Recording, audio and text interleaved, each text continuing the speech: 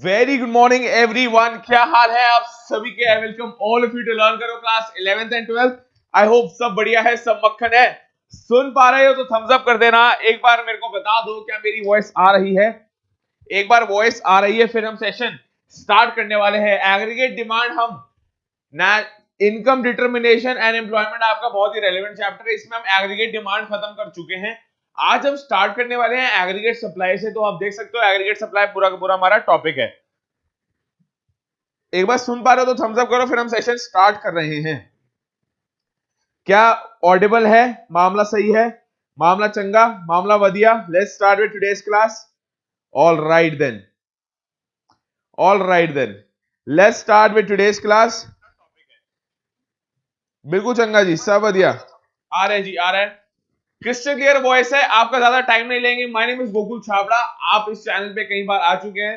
Congratulations, we had cross 300 videos on this channel, जिसमें आपका class 11th, class 12 economics plus business studies cover किया जा रहा है। क्लास 12 वालों के लिए पॉलिटिकल साइंस, ह्यूमैनिटीज वालों की अगर मैं बात करूं, political science book 1 is over, legal studies is over, political science book 2 चल रही है। हमने रिसेंटली ही इस चैनल पे अगर आप आए हो तो स्वागत करता हूं मैं आपका। बट आपको पता होना चाहिए यहाँ पे हम A to Z premium quality notes आप सबको प्रोवाइड कर रहे हैं। तो अगर आपने हमारी एप्लीकेशन डाउनलोड नहीं करी है तो प्लीज आके कर लो। वहां पे आपको प्रीमियम क्वालिटी नोट्स आप देख सकते हो। डेमो वर्जन भी है, आप उनको परचेज भी कर सकते हैं relevant. Right, let's start with aggregate supply. अभी एग्रीगेट सप्लाई क्या है? It refers to the money value of all the final goods and services that all the producers, पहली बात तो एग्रीगेट डिमांड याद है, that the buyers or the households are willing to purchase at a given income level। ये था aggregate demand का, aggregate demand का जिसको बोलते हैं एडी। एडी का ये पूरा का पूरा डेफिनेशन था।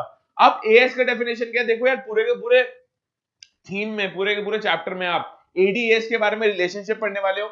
एडीएस अप्रोच होती है, एसआई अप्रोच होती है, ये पढ़ने वाले हो। मेजर मेजर इस पूरे चैप्टर में तीन चीजें हैं भाई साहब। एडीएस अप्रोच, एसआई अप्रोच, ये हो गई अप्रोचेस। इस पे हम पूरा का पूरा डायग्राम पढ़ना शुरू कर दिया हमने, उसमें कोरिलेशन निकाल रहे होंगे। सेकंड है न्यूमेरिकल्स, एमपीएस, एमपीसी, मल्टीप्लायर, ये सब। और तीसरा एक और इंपॉर्टेंट चीज आ जाती है इसमें कि यार आपको ना ग्राफ्स की, समझ लो, आपको ग्राफ्स निकालने पड़ेंगे। आपको ग्राफ्स के बारे में समझना पड़ेगा कि ये ग्राफ कैसे बनता है और इसका शेड्यूल क्या होने वाला है, जिसको आप बोल सकते हो schedules and graphs. Schedules plus graphs, जिसको आप स्केड्यूल्स प्लस ग्राफ्स बोल सकते हो। आई एम श्योर बात बिल्कुल क्लियर हो रही है। Let's start with today's class. तो एग्रीगेट सप्लाई क्या है? It refers to the money value of all the final goods and services. अरे जब सप्लाई, देखो डिमांड कौन करता है? House hold. सप्लाई कौन करता है? प्रोड्यूसर्स। तो देखो लिख रखा है। पहली बात तो तुम्हें पता होना चाहिए कि प्रोड्यूसर्स सप्लाई करते हैं। ये देख लो जी, प्रोड्यूसर्स ही हमारे सप्लायर हैं, हाउस होल्ड हमारे डिमांड करते हैं। Producers are willing in an economy in a given time period. पहली बात तो ये कौन सा कॉन्सेप्ट है? This is also a flow concept. क्योंकि सप्लाई तुम्हारी एक दिन की मेजर नहीं होती, पूरे के पूरे साल की। During a time year you, during the time period you measure, it's a, during the time period you measure aggregate supply, hence it's a flow concept. बिल्कुल बात समझ आ गई हमें? ठीक है जी, ये बात बिल्कुल क्लियर है। चलो जी, फिर हम मूव करने वाले कि यार इस पूरे के पूरे एग्जाम में, इस पूरे के पूरे चैप्टर में आपको बोला जा सकता है और आपको बोल रहे होंगे कि एग्रीगेट सप्लाई ही हमारी क्या है? Aggregate supply is equal to national income. National income याद आ रहा है? फर्स्ट चैप्टर जो हमने पढ़ा है। और हमारे बेसिस के हिसाब से, हमारी पूरे के पूरे फ्लो के हिसाब से नेशनल इनकम हमने सबसे पहले चैप्टर पढ़ा है। नेशनल इनकम की यहां पे बात चल रही है। तो एग्रीगेट सप्लाई हमेशा किसके इक्वल होता है? नेशनल इनकम के। अब उसका भैया मैंने बता रखा है यहाँ पे लॉजिक। इस पूरे के पूरे चार्ट को आपको डाउनलोड करना है, लर्न करो तो लाइव लर्निंग ऐप से। बहुत ही प्यारा चार्ट बना रखा है। ये किसी एनसीईआरटी में, किसी गाइड बुक किसी गाइड बुक में नहीं मिलेगा आपको। ये मैंने स्पेसिफिकली रेफरेंस बना के बना रखा है। ये पूरा का पूरा फ्लो है कि why aggregate supply is known as national income. अगर तुमसे कभी कोई पूछे ना कि एग्रीगेट सप्लाई नेशनल इनकम होती है, तो तुम कहोगे यार एग्रीगेट सप्लाई तो वो है जो प्रोड्यूसर सप्लाई करने को हो रहे हैं, नेशनल इनकम वो है जो सभी हाउस होल्ड्स की इनकम होती है। तो ये दोनों इक्वेट कैसे करती है? ध्यान समझो। हमने शुरुआत से ही इससे पहले पढ़ा था टू सेक्टर मॉडल। जब भी हम एडीएस पढ़ रहे हैं, we are talking about two sector model. हमेशा याद रखना, we are talking about two sector model. अब हमने क्या पढ़ा था कि प्रोड्यूसर्स फर्म तो खोल लेंगे, दो हमारे पास सेक्टर थे, फर्म्स और हाउस होल्ड। फर्म कोई खुद थोड़ी ना बनाती है गुड्स एंड सर्विसेज, फर्म किससे बनवाती है? हाउस होल्ड से। चलो ये तो एकदम लास्ट की बात होगी, पहले फ्लो के हिसाब से चलते हैं। एग्रीगेट सप्लाई का मतलब ये है कि सप्लाई करता कौन है? फर्म्स करते हैं, एब्सोल्युटली। सप्लाई करते क्या है? कौन करता है? फर्म्स करते हैं। करते क्या है सप्लाई? सर वो सप्लाई करते हैं गुड्स एंड सर्विसेज। रियलिटी में हम यहां पहुंच गए, थर्ड स्टेज पे पहुंच गए, 1 2 3 थर्ड स्टेज पे पहुंच गए। आई एम श्योर आपको क्रिस्टल क्लियर दिख रहा होगा, 1 2 3 पे पहुंच गए। रियलिटी में इन गुड्स एंड सर्विसेज को प्रोड्यूस कौन करता है? House holds. तो हाउस होल्ड्स फर्म को क्या देखते हैं? Factor services. The reality in goods and services की बनाता कौन है? हमारे हाउस होल्ड्स। मतलब हाउस होल्ड्स क्या दे रहे हैं? Factor services. ये बात तुम्हें अभी तक क्रिस्टल क्लियर हो जानी चाहिए कि हमारे फैक्टर सर्विसेज हाउस होल्ड्स दे रहे हैं, फैक्टर सर्विसेज हाउस होल्ड्स दे रहे हैं। फैक्टर सर्विसेज के बदले में हाउस होल्ड्स को क्या मिलता है? फैक्टर सर्विसेज देने पर हाउस होल्ड को मिलता क्या है? Factor payments. अरे फैक्टर पेमेंट और फैक्टर इनकम इक्वल होता है, ये क्या बात बिल्कुल सही है। फैक्टर पेमेंट किसका पर्सपेक्टिव है? फर्म्स का। फैक्टर इनकम किसका पर्सपेक्टिव है? हाउस होल्ड्स का। तो जब फैक्टर पेमेंट, ये हमने पढ़ रखा है टू सेक्टर मॉडल में, आप जाके जरूर देखना, उसमें हमने स्पेसिफिकली बता रखा है फैक्टर पेमेंट और फैक्टर इनकम जब इक्वेट होती है, इसका मतलब हम बोल सकते हैं factor payment is equal to factor income. अरे हाउस होल्ड्स की फैक्टर इनकम भी तो नेशनल इनकम होती है, hence factor payment is equal to national income is equal to factor income. यहां पे लिख लो is equal to factor income. I am sure clear हो रही होंगी बातें। बनाता कौन है? फर्म्स। क्या बनाती है? Goods and services. अरे रियलिटी में फर्म्स बनाती है? नहीं, फर्म्स हायर करती है factor services. Factor services provide कौन कराता है? House holds. फैक्टर सर्विसेज देने पे हाउस होल्ड्स को मिलता क्या? Factor payments. फैक्टर पेमेंट और फैक्टर इनकम हमेशा इक्वेट करते हैं, तब जाके हम बोल सकते हैं हाँ यार फैक्टर पेमेंट ही हमारा नेशनल इनकम के रिलेटेड है। ये हाउस होल्ड्स को जो यहाँ पे पेमेंट मिल रही है ना, उनके हिसाब से तो वो इनकम है। प्रोड्यूसर पेमेंट दे रहा है, हाउस होल्ड इनकम ले रहे हैं। मेरी, अगर मैं प्रोड्यूसर हूं, मैं कुछ हायर कर रहा हूं बंदे और उनको मैं दे रहा हूं ये ले बेटा तेरा सैलरी, तो उनके पर्सपेक्टिव से तो वो क्या हो गया? रोकड़ा, इनकम हो गई। इसलिए हम बोलते हैं national income is always and always equal to aggregate supply. Aggregate supply को हमेशा हम नेशनल इनकम के इक्वल रखते हैं। आई एम श्योर बात समझ आ गई होगी। ये तो हो गया यहाँ पे टॉपिक खत्म। अब हमने एडी के कंपोनेंट्स पढ़े थे, सी प्लस आई प्लस जी प्लस एक्स माइनस एम, क्या बिल्कुल याद है हमें? जिसमें हमने कहा था टू सेक्टर मॉडल की अगर बात करें तो ना जी हमारे पास एग्जिस्ट करता है ना एक्स माइनस एम। तो हमने एडी का फाइनल फॉर्मूला ये पढ़ा था, क्या बिल्कुल सही है? राइट। कंपोनेंट्स ऑफ एएस और नेशनल इनकम। अब आप यहां से लेके चलेंगे, जब भी हम एग्रीगेट सप्लाई की बात करते हैं we are talking about national income. Always A to Z we are talking about national income. The major portion of national income is spent. अब देखो यार, इसमें बोल रखा है एग्रीगेट सप्लाई जब नेशनल इनकम है, और नेशनल इनकम दो चीजों पे मेजरली स्पेंड होती है। वो क्या क्या है? वो है या तो तुम अपनी इनकम को, इसको बहुत ही लेमन टर्म में समझो कि या तो तुम अपनी इनकम को कंज्यूम करोगे या उसको सेव करोगे। यहां पे इन्वेस्टमेंट वाला भी कोई सीन नहीं है कि यार ठीक है मेरे पास बहुत पैसे हैं, मेरे पास बहुत नेशनल इनकम ज्यादा आ गई तो मैंने किसी लैंड में इन्वेस्टमेंट कर दी, किसी स्टॉक मार्केट में इन्वेस्टमेंट कर दी, ऐसा कुछ नहीं है यहाँ पे। अभी हम मान के चल रहे हैं कि major portion of income is spent on consumption of goods and the balance is saved. भैया पहले खाओ। अब हमारे, मैं नाम भूल रहा हूं सॉरी अभी ऑथर का, बहुत ही रिनाउंड पर्सनालिटी है, इन्वेस्टर हैं, उन्होंने बोला था जो भी तुम कमाओ 50% सबसे पहले सेव कर लो, don't go for consumption first, go for savings first. मैं नाम भूल रहा हूं एकदम। तो इसमें बोल रखे नहीं, पहले आप कंज्यूम कर लो और जो बच गया सेव कर लेना। इनका मतलब ये है कि जरूरी नहीं है कि आपको पहले कंज्यूम करना है पहले सेव करना है, वो आपके ऊपर डिसीजन है। इनका कहने का मतलब ये है आपके पास दो चीजें हैं, या तो आप कंज्यूम कर रहे होगे या आप सेव कर रहे होगे। तो नेशनल इनकम को इन्होंने दो भाग में पार्ट कर दिया, it is a sum of consumption plus savings. क्या ये बात सही है? ठीक है। अब ग्राफ ऑफ एएस क्या बोलता है? ग्राफ ऑफ एएस यही बोलता है यार, एग्रीगेट सप्लाई का ग्राफ ये बोलता है, ये हमने बोल दिया, ये हमने फॉर्मूला डिराइव करने पे आ गए basically. AD is equal to C plus I, you must remember AS is equal to C plus S। आगे आने वाले टाइम में जब हम इक्विलिब्रियम पॉइंट की बात करेंगे, determination of income and employment में इक्विलिब्रियम भी आपके पास आने वाला है, उस वाले पॉइंट पे आपको समझ आना चाहिए when AD is equal to AS, S is equal to I, तभी तो SI अप्रोच बनती है। वो हम आगे वाले टाइम में करेंगे। अभी हम ग्राफ ऑफ एएस की बात करते हैं। ग्राफ ऑफ एडी क्या याद है आपको? ऑटोनॉमस इन्वेस्टमेंट होती है, सी बढ़ता जा रहा है विद इंक्रीज इन इनकम, और सी प्लस आई को हम क्या बोलते हैं, ग्राफ बना देते हैं एडी का। ये आपने अगर नहीं समझ पा रहे हो, अगर नहीं याद आ रहा, तो प्लीज एक बार पुरानी वीडियो पार्ट 1 की वीडियो जाके जरूर देखो, उसमें आपको समझ आएगा। ये पार्ट 2 है, aggregate supply curve and the national income curve, as curve and national income curve आपस में कोइंसाइड करते हैं। नेशनल इनकम का कर्व हमेशा ऐसा होता है, नेशनल इनकम वाई और एएस, पहली बात तो इसमें लिख रखा है वाई और as, it means one and the same thing, क्योंकि हम यहां पे प्रूव कर चुके हैं ना, यहां पे हम प्रूव कर चुके हैं कि एग्रीगेट सप्लाई हमारी नेशनल इनकम है। ये ऐसे गोला घूम के यहां पे आ रहा है, तो मतलब हम प्रूव कर चुके हैं यस एग्रीगेट सप्लाई ही हमारी नेशनल इनकम है, राइट। अब the aggregate supply curve and the national income curve coincide with each other, वो तो हमें बात समझ आ गई, क्योंकि जब दोनों ही सेम है तो दोनों के ग्राफ भी तो सेम ही होंगे ना, right. The nature of national income curve or AS curve can be made clear with the help of the following diagram. अब देख लो, इस डायग्राम को आपको प्लॉट करना आना चाहिए, इस डायग्राम को आपको प्लॉट करना आना चाहिए, जिसमें ये स्पेसिफिकली बोल रखा है कि पहली बात तो हम बनाएंगे y 0 x हमने बना दिया, ठीक है। इनकम को हमने प्लॉट किया x एक्सिस पे, इनकम को हमने प्लॉट किया इन रुपीस करोड़, जरूर लिख के आना, या इन रुपीस लैक्स, ये आपकी खुद की असम्पशन है।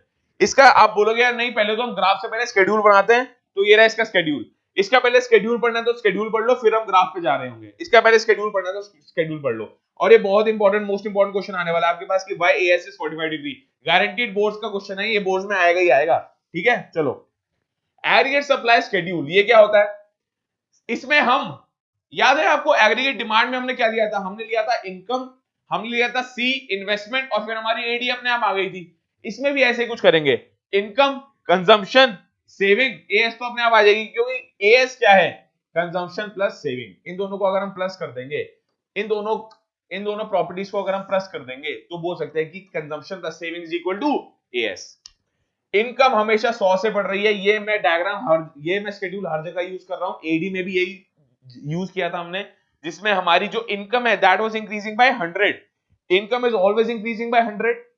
कंजम्पशन, याद है कंजम्पशन पहले कैसे स्टार्ट करी थी, कंजम्पशन 40 से स्टार्ट करी थी, हमेशा 40 से स्टार्ट करी थी, 40, 120, 200, इट इज इंक्रीजिंग बाय 80। 40 से 0 से स्टार्ट हो रही है इनकम, इंक्रीजिंग बाय 100, लिख लो इंक्रीजिंग बाय 100। कंजम्पशन 40 से स्टार्ट हुई है, इंक्रीजिंग बाय 80, लिख लो। सेविंग, अब ध्यान से सुनो, जब हम बोल रखा है कि इनकम और कंजम्पशन तुम्हें लर्न करना है, बस उसके बाद सेविंग अपने आप निकल जाएगा, एएस अपने आप निकल जाएगा। इनकम जब 0 है और कंजम्पशन जब 40 है, तो क्या हम बोल सकते हैं कि सेविंग -40 है, because income is equal to C plus S और income is equal to consumption plus saving. तो यार जब 0 is equal to 40 plus S होगा, तो एस तो अपने आप ही -40 आ जाएगा ना। तो बस ये दोनों चीजें लर्न करने की जरूरत है, सेविंग अपने आप आने लग जाएगा। Saving is equal to this minus this, 100 minus 120 minus 20, 200 minus 200 0, 300 minus 280 20, 400 minus 360 40, 500 minus 440 60, ये सारा सारा अपने आप आपका आने लग जाएगा। अब जब ऐसा आ गया तो घबराने वाली बात ही नहीं, एएस भी हम डिराइव कर लेंगे।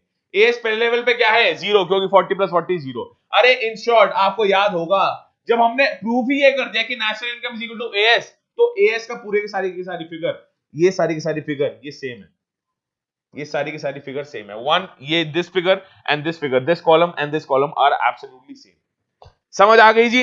अब हम बात करते हैं इसकी, अब सेम ग्राफ को जो हमने इनकम लिया एक्स एक्सिस पे और कंजम्पशन एंड सेविंग, इसको तुम बोल सकते हो एएस, क्योंकि कंजम्पशन एंड सेविंग का जोड़ क्या है, एडी वाले ग्राफ को याद करो तो हमने वाई एक्सिस में, एडी वाले ग्राफ को याद करो तो वाई एक्सिस में हमने क्या बनाया था, AD. Similarly consumption and saving को हम क्या बोल सकते हैं, एएस।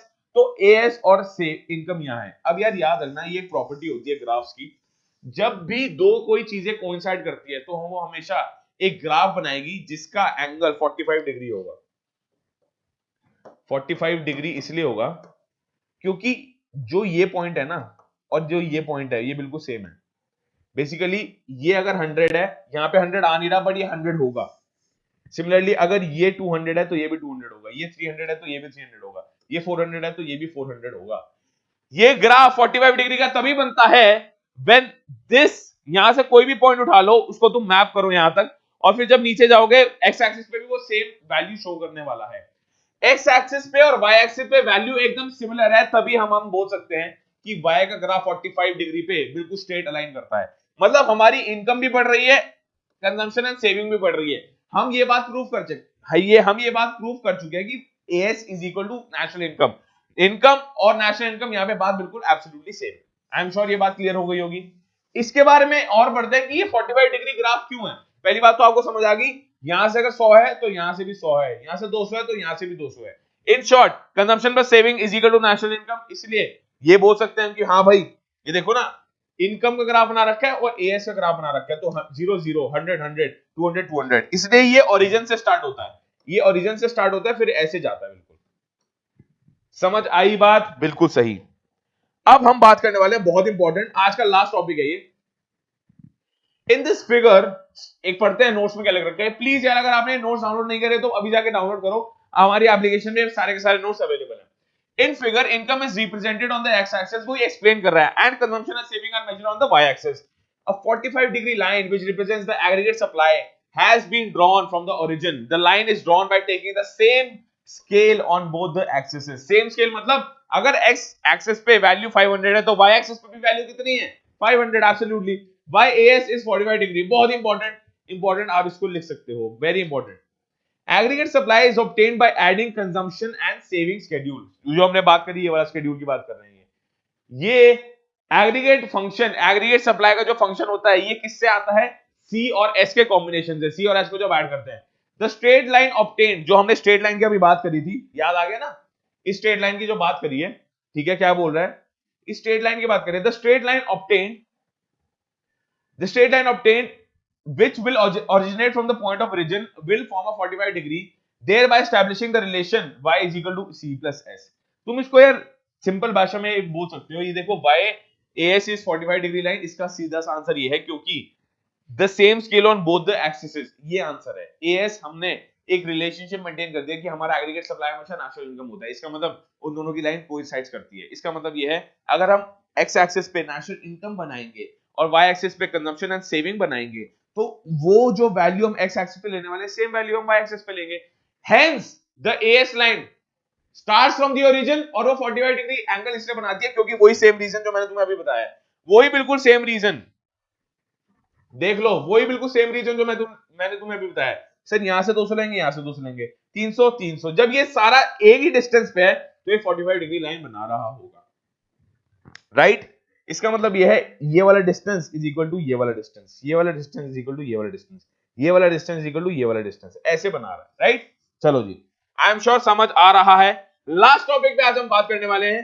चलो जी, इसके दो पॉइंट्स, एएस वाले के दो पॉइंट्स एक बार पढ़ लेते हैं। सबसे पहला पॉइंट तो यही था कि एग्रीगेट सप्लाई, ठीक है जी, y equal to c plus s।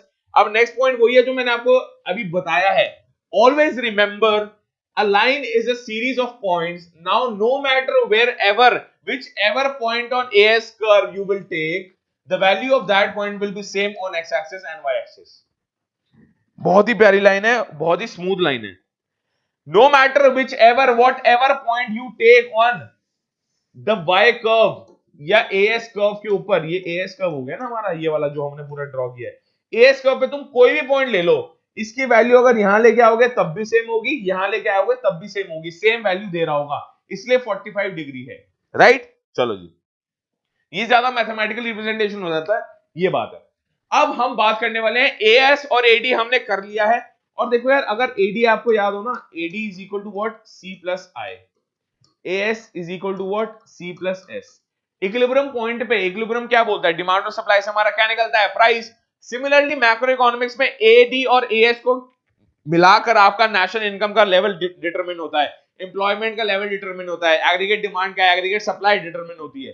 तो जब हम एडी और एएस को साथ रखते हैं ना, सी और सी कर जाते हैं, इसलिए ही हम बोलते हैं इस वाले पूरे के पूरे चैप्टर में आई is equal to S.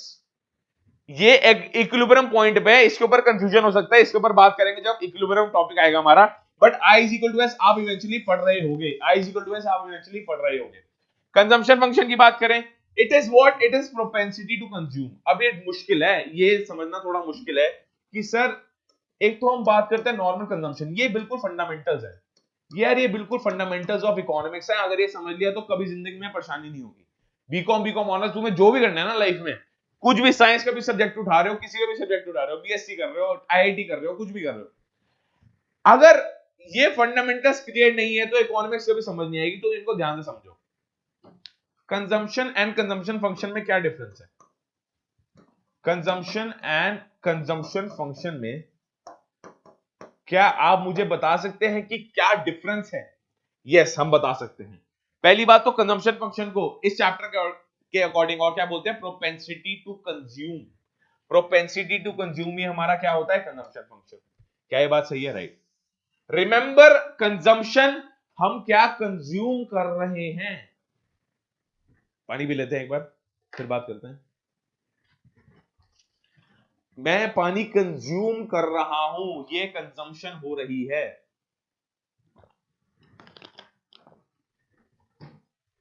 I am consuming water, it is consumption. क्या कंज्यूम किया है? क्या कंज्यूम किया जा रहा है? किस क्वांटिटी को कंज्यूम किया जा रहा है? Consumption.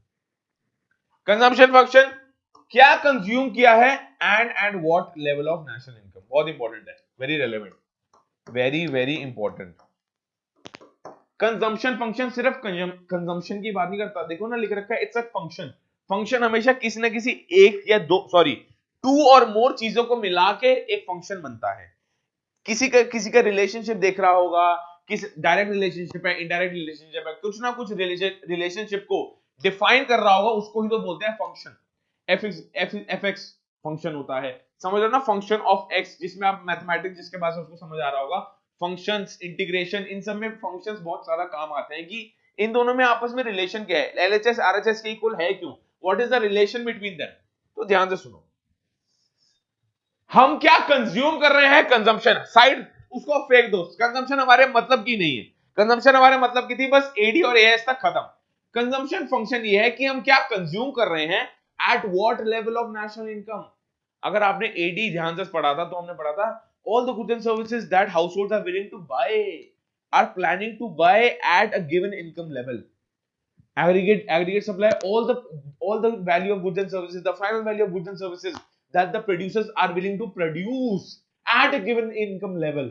At a given income level होना बहुत इंपॉर्टेंट हो जाता है, क्योंकि उससे हमें जो चीजें हैं वो ज्यादा क्लियर होने लग जाती है। तुम ऐसे बोल दो कि हाँ मेरी मेरी सैलरी 10,000 रुपए, अरे 10,000 रुपए क्या है, मंथ है, क्वार्टरली है, 6 महीने की है, साल की कितनी है तेरी सैलरी, तुम्हें समझ नहीं आएगा ना। Similarly I am consuming 200 kgs of rice, what, क्या करूं मैं इसका? मैं कुछ नहीं कर सकता। मेरे वो जो डेटा है 200 kgs of rice, this is wasteful data, मेरा टाइम खराब कर रहा है, दिस इज इररिलेवेंट डेटा।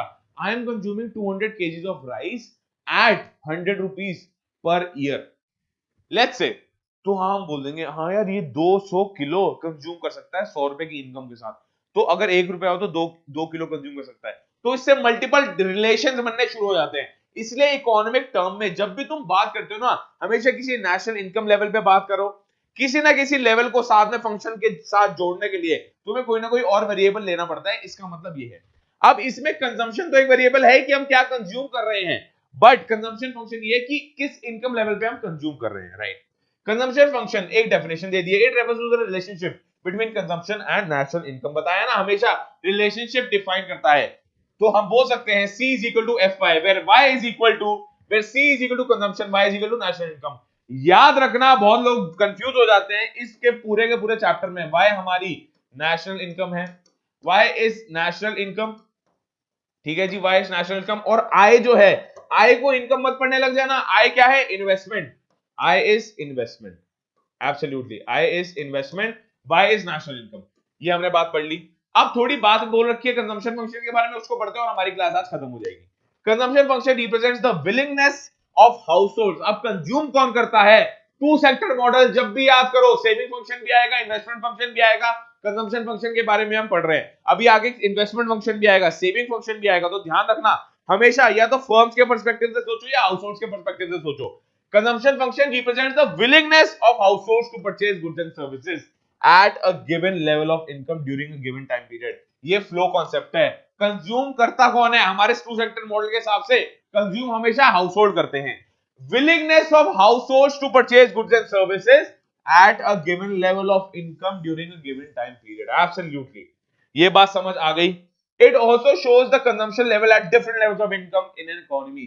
भैया कौन सा इंसान, अभी मैंने बताया ना 100 रुपए पर ईयर में कमा रहा हूं और मैं 200 केजी कंज्यूम कर रहा हूं, तो यार ये मेरे लिए हो सकता है, क्या पता कोई मध्य प्रदेश में बैठा आदमी 200 किलो कंज्यूम कर रहा है 1000 रुपए इनकम पे, तो क्या कर रहा है, it helps us in recognising कि यार ट्रेंड्स क्या चल रहे हैं, रेट क्या चल रहा है, इकोनॉमी वर्क कैसे कर रही है, डिफरेंट डिफरेंट पीपल किस लेवल की कंजम्पशन कर रहे हैं eight which different level of income in an economy. I am sure बात समझ आ गई होगी। इसी के साथ यार आज हम खत्म कर रहे हैं अपना ये वाला पार्ट 2 हमारा खत्म होता है। इसमें हमने एग्रीगेट डिमांड पूरा पढ़ लिया है, कंजम्पशन फंक्शन से हमने स्टार्ट किया है। नेक्स्ट वीडियोस में हम सेविंग फंक्शन और इन्वेस्टमेंट फंक्शन भी कर रहे होंगे। अगर आप चैनल पे नए हो तो प्लीज सब्सक्राइब जरूर करो। प्लीज ये अगर आपको नोट्स डाउनलोड करने हैं तो नोट्स आप डाउनलोड कर सकते हो, इकोनॉमिक्स का पूरा सिलेबस आपके पास अवेलेबल हो जाएगा एट वन प्लेस। लर्न करो तो लाइव लर्निंग ऐप पे, लिंक हमारा सारा डिस्क्रिप्शन बॉक्स में। लर्न करो तो लाइव लर्निंग ऐप, ये सारे के सारे नोट्स आपको मिल जाएंगे यार। अभी तो बहुत मेस बना रखे हैं, बस बहुत प्यारे नोट्स हैं, सारे का सारा सिंक्रोनाइज नोट्स हैं, आपके पास ग्राफ्स होंगे, आपके पास चार्ट्स होंगे, ए टू जेड चीजें आपको इन नोट्स में मिल रही होंगी। Thank you so much everyone for joining इन। अगर आप चैनल पे नए हो सब्सक्राइब जरूर करो, अपने फ्रेंड्स में शेयर कर दो कि यहाँ पे क्लास 12 का economics plus business studies A to Z करवाया जा रहा है। जल्दी मुलाकात होगी, क्लास 11 वालों के लिए भी बिजनेस और इकोनॉमिक्स यहाँ पे हो रहा है। जल्दी मुलाकात होगी, इनके नोट्स आपको लर्न करो तो लाइव लर्निंग ऐप पे मिल जाएंगे, वहां पे आपको सारे के सारे वीडियो लेक्चर्स भी अवेलेबल हो रहे होंगे। Have a great day. Telegram का ग्रुप अगर ज्वाइन नहीं किया तो please connect with us on Telegram, बहुत मजा आएगा, आपको बहुत सीखने को मिलेगा। वहां पे हम पेपर डिस्कशन करते हैं, सीबीएसई अपडेट शेयर करते हैं, नोट डिस्कशन करते हैं, आपके पेपर्स आने वाले हैं बोर्ड्स के, वो भी डिस्कस कर रहे होंगे। Thank you so much everyone for joining in. Have a great day. Bye bye.